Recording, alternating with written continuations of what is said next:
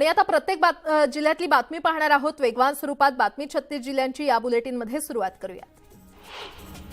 जे काम होणार नसेल तो शब्द कधी देऊ नये अशा शब्दात शरद पवार यांनी सरकारला कानपिचक्या दिलेल्या आहेत। जरांगे यांना सरकारनं शब्द दिल्याचं प्राथमिकदृष्ट्या दिसतंय आणि त्यामुळे उपोषण करणाऱ्यांना दोष देता येणार नाही असं पवार म्हटले। मराठा आरक्षणाच्या मागणीसाठी लातूरमध्ये एसटीवरील पंतप्रधान मुख्यमंत्र्यांच्या पोस्टरला काळं फासवण्यात आलं। सरकारनं लवकरात लवकर मराठ्यांना आरक्षण देण्याची मागणी यावेळी करण्यात आली। नवी मुंबई एपीएमसीमध्ये माथाडी कामगारांनी एकदिवसीय कामबंद आंदोलन केलं। जरांगे पाटलांच्या आंदोलनाला पाठिंबा दर्शवण्यासाठी आंदोलन करण्यात आलं। येवल्यात मराठा आंदोलकांनी आरक्षणाच्या मागणीवरून निदर्शनं केली। प्रतिकात्मक दशक्रिया विधी करत मुंडण आंदोलन करण्यात आलं। उपमुख्यमंत्री अजित पवार यांच्या कार्यक्रमावर सकल मराठा समाजानं बहिष्कार टाकलाय। शनिवारी होणाऱ्या माळेगाव कारखान्याच्या गळीत हंगामाचा शुभारंभ अजित पवार यांनी करू नये यासाठी मराठा समाज आक्रमक झाला।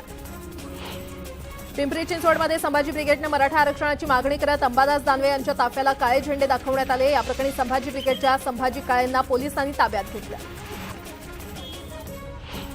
पंतप्रधान नरेंद्र मोदी गुरुवारी शिर्डीमध्ये मराठा आरक्षणावर काही बोलले नसले तरी मराठ्यांना लवकरच आरक्षण मिळेल असं वक्तव्य धर्मराव बाबा आत्राम यांनी केलंय। महाराष्ट्र सरकार क्रांतिकारी निर्णय घेण्याच्या तयारीत असल्याचं त्यांनी म्हटलं। मराठा आरक्षणाचा प्रश्न लवकरच सुटेल, सरकार यावर विचार विनिमय करत असल्याचं आदिवासी विकास मंत्री विजय गावित यांनी म्हटलेलं आहे। जरांगे पाटील यांच्या हक्कासाठी उपोषण करत असल्याचं ते म्हटले। अहमदनगरमध्ये महसूल मंत्री विखे पाटलांच्या मतदारसंघातील नागरिकांनी जरांगे यांच्या उपोषणाला पाठिंबा दिला। शिर्डीमध्ये सकल मराठा समाजाकडून साखळी उपोषण करण्यात आलं। दरम्यान जिल्ह्यातील अनेक गावात राजकीय नेते मंडळींना गावबंदी करण्यात आली। न्याय हक्कासाठी लढणाऱ्या समाजाला साथ देऊ नका, पण किमान त्यांच्याविषयी वाईट तरी बोलू नका अशा शब्दात रोहिणी खडसे यांनी वकील गुणरत्न सदावर्ते यांना सुनावले। बोलताना प्रत्येकानं भान जपलं पाहिजे असं देखील त्या म्हटल्या। मराठा समाजाबद्दल अपशब्द वापरल्याचा आरोप करत लातूरमध्ये वकील गुणरत्न सदावर्ते यांची प्रतिकात्मक अंत्ययात्रा काढण्यात आली। सरकारनं लवकरात लवकर आरक्षण देण्याची मागणी आंदोलकांनी केली। बीड जिल्ह्यातील 500 गावांमध्ये पुढाऱ्यांना गावबंदी करण्यात आली आहे। मराठा आरक्षणासाठी उपोषणाला बसलेल्या मनोज जरांगेंच्या पाठिंब्यासाठी साखळी उपोषण करण्यात येत आहे। नांदेडच्या जिल्हाधिकारी कार्यालयासमोर सकल मराठा समाजाकडून साखळी उपोषण सुरू करण्यात आलं। या उपोषणाला पाठिंबा म्हणून मराठा समाज बांधवांनी ट्रॅक्टर मोर्चा काढला।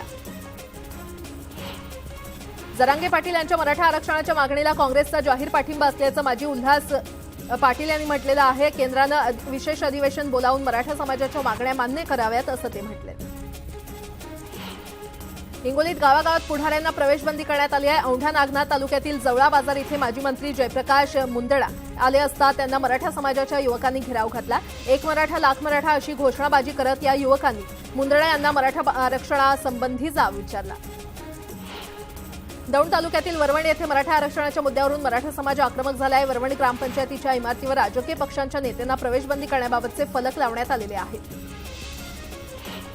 मराठा आरक्षणाच्या मागणीसाठी मराठा समाज आक्रमक झाला असून अहमदनगर जिल्ह्यातील अनेक गावांमध्ये नेत्यांना प्रवेशबंदी करण्यात आली आहे आणि मतदानावर देखील बहिष्कार टाकण्यात आलाय। महसूल मंत्री राधाकृष्ण विखे पाटील यांच्या मतदारसंघातही प्रवेशबंदीचे बॅनर झळकलेले आहेत। माढा तालुक्यातील गावात दिव्यांगांना आंदोलन केलं। आरक्षणाच्या मागणीसाठी सरकारचं लक्ष वेधण्यासाठी हे अनोखं आंदोलन करण्यात आलं। दिव्यांगाच्या या आंदोलनाला प्रहार संघटनेनं पाठिंबा दिला। पंढरपूरच्या गादेगाव येथे राजकीय नेत्यांना गावबंदी करण्यात आली आहे। आरक्षणाच्या मागणीसाठी आगामी निवडणुकीत मतदानावर बहिष्कार टाकण्याचा निर्णय घेण्यात आला आहे। राज्यातील सर्वच पक्ष हे मराठा आरक्षणाच्या बाजूने आहेत, त्यामुळे मराठा समाजानं राजकीय नेत्यांना घातलेली गावबंदी ही अयोग्य असल्याचं मत भाजपचे प्रदेश अध्यक्ष चंद्रशेखर बावनकुळे यांनी व्यक्त केलं। आरक्षण देताना कुणावरही अन्याय होणार नाही असंही ते म्हटलेत। पालघर जिल्ह्याच्या दौऱ्यादरम्यान ते बोलत होते। मराठा आरक्षणाच्या मागणीसाठी परभणीमध्ये एका तरुणानं पेट्रोल टाकून आत्मदहन करायचा प्रयत्न केल्याचं समोर आलंय। पोलिसांच्या सतर्कतेनं अनर्थ टळला असून या घटनेमुळे जिल्हाधिकारी कार्यालयामध्ये खळबळ उडाली आहे। आतिश गरड असं या तरुणाचं नाव आहे। जयंत पाटील एका घटनेमुळे थांबले, अन्यथा आमच्यासोबत त्यांचाही शपथविधी झाला असता असा गौप्यस्फोट हसन मुश्रीफ यांनी केलेला आहे। पाटलांना थांबवणारी गोष्ट नेमकी काय हे मी वेळ आल्यावर सांगेन असं देखील ते म्हटले। जयंत पाटील लवकरच आमच्यासोबत येणार असं वक्तव्य पुन्हा एकदा धर्मराव बाबा आत्राम यांनी केलंय। आता 45 आमदार आहेत, जयंत पाटील आल्यावर ते 53 होतील असं देखील ते म्हटले। मराठा समाजाला टिकणारं आरक्षण मिळावं ही मुख्यमंत्र्यांची भूमिका असल्याचं उदय सामंत यांनी स्पष्ट केलंय। अल्टिमेटम देताना जरांगे पाटील यांनी सरकारची भूमिका समजून घ्यावी असं देखील ते म्हटले। ट्रिपल इंजिनचं सरकार शाळा बंद करून दारूची दुकान सुरू करणार असल्याचा गंभीर आरोप सिंधुदुर्ग जिल्हा दौऱ्यावर असलेल्या सुप्रिया सुळे यांनी केलाय। त्यावर एक जरी शाळा बंद झाली असेल तर किंवा दारूचं दुकान सुरू झालं असेल तर मी माझ्या पदाचा राजीनामा देईन असा पलटवार दीपक केसरकर यांनी केलाय। राज्यातील हिरे व्यापाऱ्यांनी आपला व्यवसाय गुजरातमध्ये हलवल्याचं समोर आलंय। त्यावर एखाद दुसरा व्यापारी एका राज्यातून दुसऱ्या राज्यात गेल्यानं अख्खा उद्योग गेल्याची चर्चा होणं चुकीचं आहे असं मत उदय सामंत यांनी मांडलंय। राज्याच्या हिरे क्षेत्रासाठी नवी मुंबईमध्ये डायमंड हब करण्याचा निर्णय घेतल्याचं त्यांनी म्हटलं। कल्याण पूर्वेचे आमदार गणपत गायकवाड यांची उपमुख्यमंत्री देवेंद्र फडणवीस यांनी भेट घेतली। ही खासगी भेट असल्याचं बोललं जातंय। मात्र गेल्या काही दिवसांपासून गायकवाड आणि शिवसेना पदाधिकारी कार्यकर्त्यांमध्ये वाद सुरू आहे आणि या पार्श्वभूमीवर या भेटीला विशेष महत्त्व प्राप्त झाले। रायगडच्या श्रीवर्धनमध्ये इंडिया आघाडीची सभा झाली। यावेळी शरद पवार, उद्धव ठाकरे, पृथ्वीराज चव्हाण यांच्यासह इंडिया आघाडीतील दिग्गज नेते उपस्थित होते। राष्ट्रवादीचे आमदार रोहित पवार यांची पुणे ते नागपूर युवा संघर्ष यात्रा सुरू आहे। या दरम्यान शिरूरच्या निर्वी गावात आले असताना त्यांनी शेतातील विहिरीत पोहण्याचा आनंद लुटला। विहिरीत पोहताना बालपणीच्या आठवणी ताज्या झाल्याचं त्यांनी म्हटलं। शनिवारी कोजागिरी पौर्णिमेच्या मध्यरात्री तुळजाभवानीचं मंदिर बंद ठेवण्यात येणार आहे। मध्यरात्री 1 ते 2:30 या काळामध्ये खंडग्रास चंद्रग्रहण असल्यानं मातेची मूर्ती सोवळ्यात ठेवली जाणार आहे।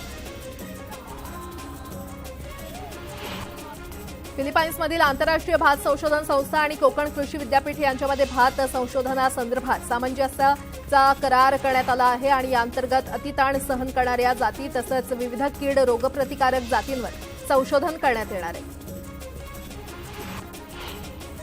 महाराष्ट्र आणि मध्य प्रदेशच्या सीमेवर असलेल्या मेळघाट प्रादेशिक वनविभागाच्या सुसरदा वनपरिक्षेत्रात वाघाचा मृत्यू झाल्याचं समोर आलंय। हिराबंबई जंगलात या वाघाचा मृतदेह आढळला असून वृद्धापकाळानं मृत्यू झाल्याचा प्राथमिक अंदाज आहे।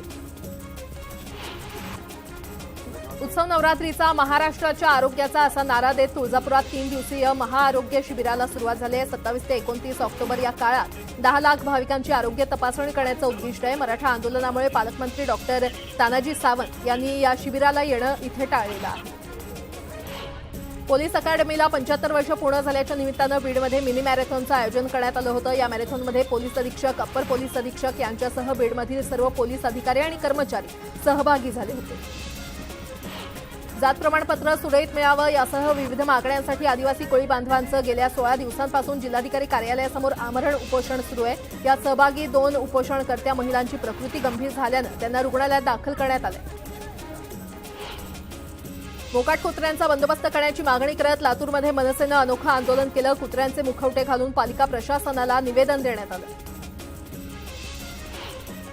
आरोग्य विभागातील कंत्राटी कर्मचाऱ्यांना कायम करावं या मागणीसाठी भंडाऱ्यात काम बंद आंदोलन पुकारण्यात आलं। वारंवार निवेदनं देऊन देखील शासन वेळकाढूपणा करत असल्याचा आरोप यावेळी करण्यात आला। धनगर तसंच इतर समाजाला अनुसूचित जमातीच्या यादीमध्ये समाविष्ट करू नये यासह विविध मागण्यांसाठी आदिवासी आक्रमक झालेत। जळगावात जोरदार घोषणाबाजी करत आदिवासींचा मोर्चा काढण्यात आला। बीडच्या पाटोदा इथे तहसील कार्यालयाकडून शासन आपल्या दारी हा कार्यक्रम आयोजित करण्यात आला। मात्र मराठा आंदोलकांनी हा कार्यक्रम बंद पाडला। यावेळी आंदोलकांकडून जोरदार घोषणाबाजी करण्यात आली। अमरावतीत तहसील कार्यालयासमोर आशा सेवकांनी धरणे आंदोलन केलं। दिवाळीपूर्वी आशा सेविका आणि गटप्रवर्तकांना बोनस द्यावं, ऑनलाईन कामांची सक्ती नको अशी मागणी यावेळी करण्यात आली। देहूतील गायरान जमीन पिंपरी चिंचवड पोलीस आयुक्तालयासाठी घेतली जाणार आहे। हवेली तहसील अधिकाऱ्यांकडून या जमिनीची मोजणी होत असताना ग्रामस्थांनी तीव्र विरोध केला। देहू नगरपंचायत ते गायरानपर्यंत निषेध मोर्चा काढण्यात आला। जेजुरीतील ऐतिहासिक होळकर तलावाकडे जाणारा रस्ता एका व्यक्तीनं कुंपण आणि गेट टाकून बंद केल्यानं भाविकांची तसंच विद्यार्थ्यांची मोठी गैरसोय झाली होती। त्याची दखल घेत मनसेनं हे कुंपण तोडून टाकत रस्ता खुला केलाय। मावळमधील देहू रोड इथे स्मशानभूमीची दुरवस्था झाल्यानं फुले शाहू आंबेडकर विचार मंचाच्या कार्यकर्त्यांनी अनोखं आंदोलन केलं। अंत्यसंस्कार करण्यात येणाऱ्या दाहिनीवर बसून प्रशासनाविरोधात निदर्शनं करण्यात आली। आणि यासोबतच इतरही काही महत्त्वाच्या बातम्या आपण पाहणार आहोत। तुर्तास एक छोटासा ब्रेक घेऊन लगेचच परत येतोय। पाहत रहा न्यूज 18 लोकमत। ब्रेकनंतर आपलं पुन्हा एकदा स्वागत। उर्वरित बातम्या पाहूयात। नागपुरात दरोड्याच्या तयारीत असलेल्या टोळीला पोलिसांनी अटक केली आहे। सक्करदरा पोलिसांनी ही कारवाई केली आहे। कारवाईत 4 अटक केली असून 1 जण फरार झालाय।